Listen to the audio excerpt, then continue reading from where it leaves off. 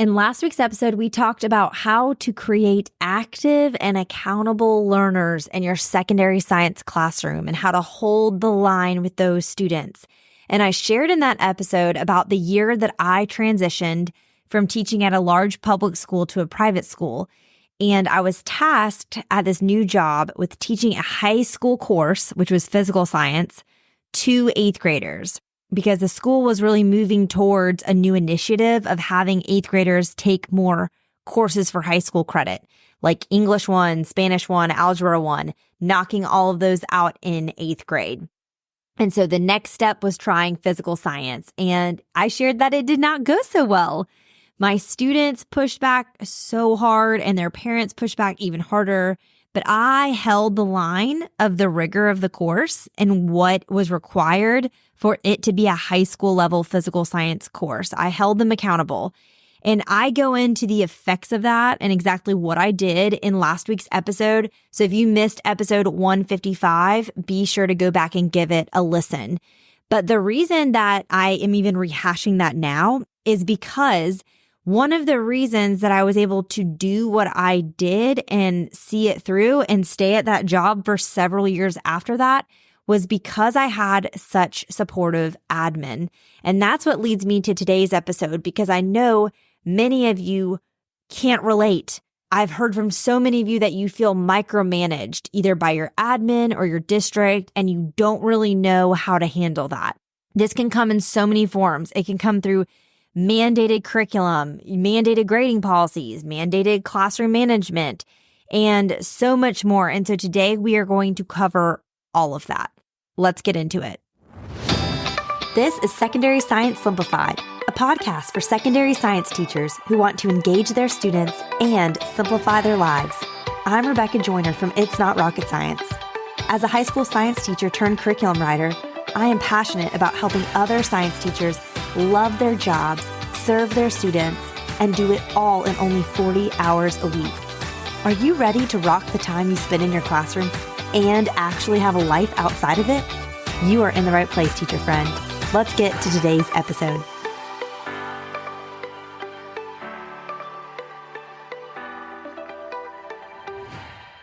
First, let's talk about micromanagement from the district or maybe county level, and then we'll kind of work our way downwards. I think all of us deal with some level of annoyances when it comes to stuff we receive from the district or county, especially if you're in a district. I was in one once with 14 high schools. So it was like, I am just an ant in a bug's life. These people don't see me. They don't know me. I'm one of 100 science teachers in this district at this time, So I felt like very small potatoes here, very small fish, very big pond. I think typically on the district level, we see a lot of new initiatives that they're applying from a K-12 level. And a lot of things don't work in kindergarten that work in 12th grade and vice versa. Or you're seeing things, again, totally wide painted brushstrokes here where they're making you do the same thing as a math teacher, as an English teacher, and it's exhausting. I know one time there was a really big push in a school I worked for SAT, ACT prep, and we were required by the district to spend 15 minutes of every class period doing these kinds of things. And it was outrageous. Okay. So I understand these outrageous initiatives. Now, we're test optional. So I'm hoping that got removed from a lot of places because so many schools are test optional now. But anyway, that's just one example of an outrageous initiative. I'm sure you all have so many good ones. So you should send them to me so we can laugh/cry together. But those new initiatives, data tracking, things they tell you they need to see from you. Again, they don't even know most likely who we are. Curriculum adoptions, which, oh my word. There's nothing like a district representative who's never taught science telling you how to teach your chemistry class. It's crazy. But here's what I want to say. I'm going to try really hard in this episode to not just run hot on this topic. You know what I'm saying? But I think everyone is going to have different tolerance levels for this. Some of you can let these things bounce off of you. Some of you can wait and just wait and see if you get in trouble for not doing things and that doesn't bother you at all. Some of you are such stringent rule followers that you're I have to do this. I'm going to kill myself trying, even though I hate it and I hate every second of it. So This is very personal, and I think your tolerance level is going to really impact your response to this kind of situation. So as always, take mine with a grain of salt. You may feel differently about this. I personally, anytime there was a new initiative, I would wait and only initiate once it was totally fleshed out or I absolutely had to, and they gave me the tools to do it. So for example, when we first heard about the ACT, SAT prep we were going to have to do, I was like, this is outrageous. I'm just not even going to worry about it. I was a first-year teacher. I was so overwhelmed. I was like, I don't have time to even consider what this would look like. And then as time went on, districts started pushing on admin, which started pushing on department chairs, which started pushing on us. And we were pushed on this. And it was like, okay, well, how are we supposed to do it? And then eventually the solution was given to us that hey, if you can at least just do a bell ringer or an exit slip every day, that's one of these questions. And we can say we're doing it. We can check the box type thing and move on. And so I ended up making exit slips out of questions. Again, they didn't give me the exit slips. I still had to do it. But someone in an admin above me, my department chair specifically, gave me the tools to help equip me to do it. I'm glad I waited. And I'm glad I waited until someone was willing to support me to give me a specific way to execute this new initiative I had to do. I also think too, if it isn't best for your students, then you ask yourself the age-old, it's not rocket science, secondary science simplified question, which is, how required is required? Now, with this ACT, SAT prep example, the hard thing is I could see how it could be helpful for students. I could see that, especially with the demographic of our students and none of them being the type that are going to be taking an SAT, ACT prep class outside of school. And at the time, this was in an age where those test scores were really important, especially for getting into some of our larger state schools and universities.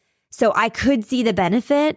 It's not like it was harming, my students. I'll have another example in a second about that. So I think if it's okay, I'm kind of neutral on this and you can try to make this space. If it's not best for your students, then I would ignore it until I'm found out or push back really hard, depending on your personality. Initiatives like data tracking for that kind of stuff. And if you're being micromanaged on this, I say do the bare minimum that's required that they're making you submit to somebody. So for example, one of the things I had to do at one school was pre-tests because they wanted that data. And I'm like, I'm a science teacher. This is bad, pointless data. The pretest does absolutely nothing for me with these Bio 1 students that are my 9th graders coming from 8 different middle schools. Even if some of them do well on it, they're still in classes with 30 classmates that didn't do well on it. So I'm not really able to use this to inform my instruction at all. We're just treating everyone like they know nothing and picking up there. So the pretest made me want to poke my eyeballs out because again, it was I'm wasting an entire 90-minute class period on this. It's not like it was for my AP bio class that okay, maybe a pretest actually would be helpful data. So I did the bare minimum. I did the pretest. I did not do it for every unit, even though that was a push. I was I literally don't have time for this. I did it at the beginning of the year and I was let's just see what happens. And no one, other than encouraging me to do more pretests, nothing else ever came from it. So that's kind of how I've handled that kind of micromanaging, where you almost I don't want to say they have to make up data, but when people are requiring you to track data that isn't helpful, especially as a science teacher, that makes me angry. And so I just say, kind of make it work how you have to make it work. I'm not trying to get anyone fired here, but I'm just also trying to be a realistic voice of this is a real human who's experienced these real micromanagement struggles that a lot of you have. And this is how I've responded. Okay. This is not legal advice. I'm just sharing my experience in the hopes that it would help some of you. Now, curriculum adoptions. Whew. As a curriculum writer, I don't like this because I think teachers should be trusted to know their students best, to know their content best, and be supported to purchase the curriculum that they feel will best serve their students and learning the standards and the content that and skills they're supposed to learn. I feel teachers are not being trusted anymore to do that. And it's really, really sad, especially teachers that are fully capable of making these kinds of decisions. But I also get, please don't email me and argue on behalf of the district why it's important because you don't want to get sued by a parent. I get it. I totally understand. I just wish the legalities and the red tape could not exist and we could just go back to simpler times where people were trusted to do what was best for their students. all that to say, with the curriculum adoption, if you're being micromanaged and being told what to do, I would, again, wait it out. See what the level of follow through is going to be. Are they really going to know what you're using in your classroom and how much you're using it? If you're able, pick and choose what you can use from it, so you can at least check the box that you're using it. And then you can just say you're supplementing with other things to serve your students' needs. And you can decide how much you supplement there. That is tolerance level. I had a low tolerance level for was, again, one school I was at, had a district adopted curriculum for biology because it's a state EOC exam. So they wanted us all using this curriculum that they had curated, and it was on this website. And y'all, it was crazy. I mean, people had scanned pages out of workbooks from 1982 and uploaded them and like pieced together this hodgepodge thing, and there were things listed for standards that had been taken out in like 4 different standards rewrites in the last 2 decades, and they were still up there. I mean, it was crazy to the point that like admin and my department chair could see that it was crazy, and they cared so much about our EOC scores that they were like, do your best and check the box to pull like one thing out of it per unit, and just so you can say you're using it, and then you do keep doing what you're doing because our test scores were so good. So I would do that. Like, again, that's my response, is like, I'm not going to use trash with my students. Like, I'm not going to use trash curriculum. I'm just sorry. And use the bare minimum that you have to. And again, no one from the district is following up with me, again, small potatoes in this example, to see if I'm using it. But my admin were, and luckily they trusted us, and our test scores proved that we knew what we were doing. And that's an opportunity too. Now let's move into the next level of this. How to deal with the micromanagement at the admin level. Because oftentimes I found the district might be micromanaging, but your admin might be more realistic, and they might help you kind of circumnavigate how to best appease the district while still doing what's best for your students. The hard thing is, I feel like when that micromanagement comes through the admin level, when they're the ones that are not trusting you to know how to do your job. And so first I would say, run your concerns by your peers and just see if you're off base. I am not one for the teacher's lounge. I'm not one for gossip by any means. But I do think sometimes with my personality and my tolerance level being low for some of this kind of stuff, you might be much more patient, calm, level-headed than me. I get extremely defensive and protective of my students and their learning, that I can run really hot on some of this stuff. And so oftentimes I am best served, and maybe you as well, by verbally processing these things with someone else who's in your same situation, to say like, hey, is this crazy? Am I off base? What are you doing? How are you handling the district initiative? How are you handling the data tracking? How are you handling, the curriculum that they're expecting us to use that's like completely antiquated and doesn't align with standards at all? See what they're saying and what they're doing before you just run hot into your principal's office. But then I do think if you get some validation and are still getting pushed, like if admin are still pushing, you need to do this and you don't want to, and you feel really strongly about that, that's when I think you ask to meet them face to face and ask them to explain to you how this is going to best serve your students. Again, I talked about this in the last episode, but I'm really in an era, if you will, in this last year of putting the onus back on others instead of always being the solution seeker. I find myself being a problem solver. Even problems I don't create, I'm trying to find the problem. And the last year I found so much freedom in being like, help me understand your side of this, or how you see this serving students, as opposed to just doing what the district's telling you to do when it's actually not helping the students at all. A kind of prove me wrong situation, but in a very kind, gracious, demure, mindful, respectful way. Then if they just keep pushing, or they're like, it's your job, figure it out, and they're rude to you, then you bring up, okay, well then something has to give, because I can't add something without subtracting something else. So see if there's a compromise there. See, again, if they can provide any sort of solutions or tools for execution here. Like if you're expected now to start tracking all this different data, that's going to take an insane amount of time. Can you stop coaching this club because they want you to do all these extra things?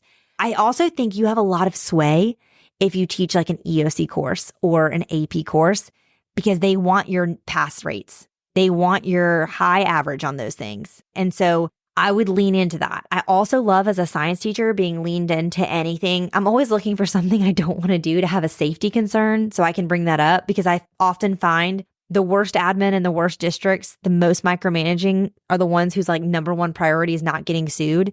And so I would bring that up.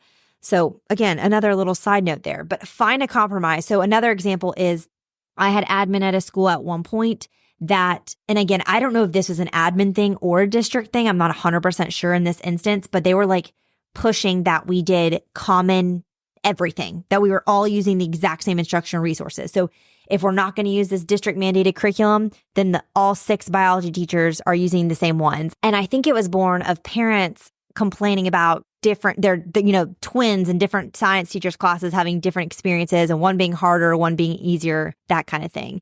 But see if there's a compromise. We had too many different personalities in the biology department to make that work. The common instructional resources was not happening. We also had a lot of different standards. I could not use some of the same things that some of my colleagues were willing to use because it just was not my standard of what an instructional resource should be. And I'm extremely intentional about that. Hello, I'm now a full-time curriculum writer. So look for a compromise. In that instance, we kind of banded together as a department and said, hey, can we start with common unit tests and see if that's enough? And they allowed us to do that. And that actually ended up being a real benefit to everyone because we could write the test together. I think that helped us write better tests, putting multiple brains to it. I think it helped better equip our students for the EOC because they were seeing questions written by a lot of different voices. And then I also think it helped us have a lot more data points because we now had hundreds of students taking the same test, and we could get a average of all the 9th grade biology students on this test, as opposed to just our groups of 30 or 35 or, 90 if you had 3 sections of 30 or whatever. Also, it helped us see like, oh, your class did great on this, but mine didn't. Now you tell me what instructional resources you used and I'll tell you what I use. And maybe this time I'm going to adopt some of yours. It really helped with our collaboration better while still not putting people in a box. So look for compromises, look for your admin being willing to have some give and take here and to really hear you and hear the needs that you're expressing. And asking them, like, do you trust me to know what's best for students when it comes to teaching chemistry, when it comes to teaching AP biology? And maybe asking, hey, can you give me a chance this year to do it my way? And let's look at the data. Let's look at the stats. Let's look at the pass rates. Let's look at the, averages. And then we can circle back after that and see what their willingness level is. And all of that to say, if you get nothing back from them, if you get no compromise, no support, I think especially those of you who are not getting admin support when it comes to classroom management, like they're not following through and supporting you and you have rough students, or parents, you have got to be able to count on your admin to support you when it comes to unhinged parents. I think if you are not experiencing that, my last and final note of encouragement here in an episode that feels a little chaotic to me is to look for another job. And I hate to say that because I know some of you are like, there's no other options, but I want you to give episode 121 a listen. If you're hearing what I'm saying here and this is feeling really relevant to you and feeling like your life, it's going to help you know when it is time to make a change. I said this the last episode and I'll say it again. I don't think many of us realize how different our quality of life can be as a teacher if we were just in a different environment. And I think that episode 121 is going to really help you reflect on like, is my burnout, is my feelings towards my job actually me not wanting to teach? Is it the subject I don't want to teach, or is it the environment, or do I need to totally leave the entire career? I really think it's a good reflective episode for you to consider. Again, I'm not trying to underplay how much of a transition that could be to consider looking for jobs. I understand that is so much and it can be so hard. But at the same time, I also know what a difference that transition of having great admin is. I specifically, when I received jobs, when we moved from my husband's job, I got job offers at a large public school and a very small private school. And I ended up choosing the small private school solely because the admin support was unmatched and their ability to trust me and to say, I completely trust you with all curriculum decisions and you know what's best to do in your classroom. And we support you 1,000%.